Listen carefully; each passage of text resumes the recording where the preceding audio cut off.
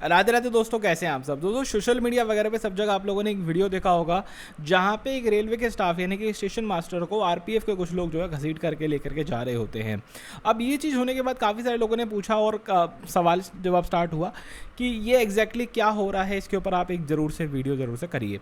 ठीक है, तो दोस्तों ये पूरा जो हादसा हुआ है इसको लेकर के एक अच्छे डिस्कशन करते हैं। पूरा मैं आपको डिटेल में समझाता हूँ कि ये एग्जैक्टली क्या घटना घटी है। दोस्तों एक घटना है हीराकुंड एक्सप्रेस की, और हीराकुंड एक्सप्रेस जो है वो प्लेटफॉर्म नंबर 1 पे आगरा कैंट रेलवे स्टेशन के प्लेटफॉर्म नंबर 1 पर आकर के रुकती है।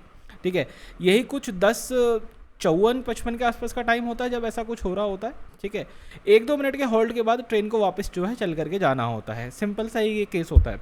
अब उसमें होता यह है कि रंजिता राव नाम की एक पैसेंजर उस ट्रेन में लुधियाना से ट्रैवल कर रही होती हैं, और जब आगरा स्टेशन आता है तो उनको पेठे खरीदने का मन होता है। आगरा के पेठे फेमस है ना, आप ऐसा समझ लीजिए कि वो पेठे खरीदने का मन होता है। उसके लिए वो ट्रेन से नीचे उतरती हैं और वो पेठे खरीदती हैं।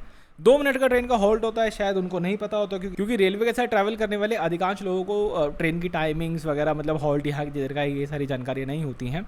तो वो उतरी होंगी। अब वो इतने देर में पेठे वाले को पैसे दे ही रही होती है कि ट्रेन जो है चलना शुरू कर देती है। जब ये पूरा किस्सा चल रहा होता है, मतलब रंजिता राव जी जब वो पैसे वगैरह दे रही होती हैं, तो इस वक्त जो स्टेशन के डिप्टी एसएस थे, मतलब स्टेशन के जो सुपरिटेंडेंट होते हैं, स्टेशन मास्टर जो होते हैं, वो प्लेटफॉर्म नंबर 1 पे ही खड़े हुए थे, अपने ऑफिस के बाहर ही खड़े हुए थे। ठीक है, और होता यह है कि ट्रेन चल देती है। इन मैम को जो है पता लगता है कि ट्रेन चल चुकी है। वो फटाफट भागती हैं अपनी ट्रेन की तरफ, और वो ट्रेन में चढ़ नहीं पा रही होती हैं।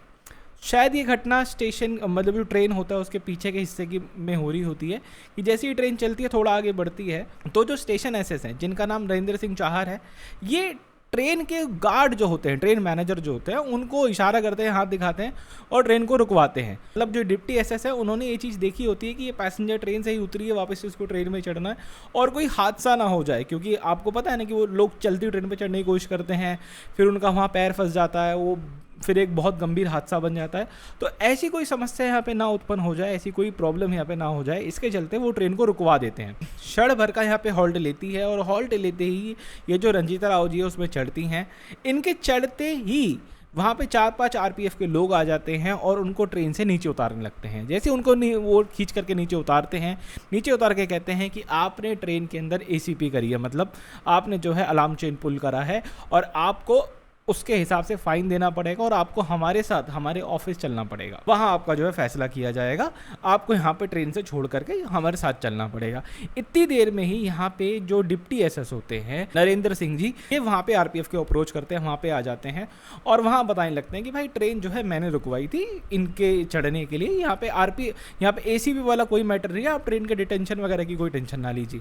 लेकिन अब यहाँ पे इस छोटे से मूवमेंट के अंदर क्या होता है, वो एक कंप्लीटली अनडिस्क्लोज मैटर है। इनके बीच में बहुत ज़्यादा लड़ाई हो जाती है, और वहाँ हम लोगों ने वो वीडियो देखते हैं कि जहाँ पे आरपीएफ इनको घसीट करके जो है लेकर के जा रही होती है। दोस्तों मैं को बताना चाहूँगा कि डिप्टी एसएस स्टेशन सुपरिटेंडेंट जो होते हैं ये बहुत ही रिस्पेक्टफुल पोस्ट होती है।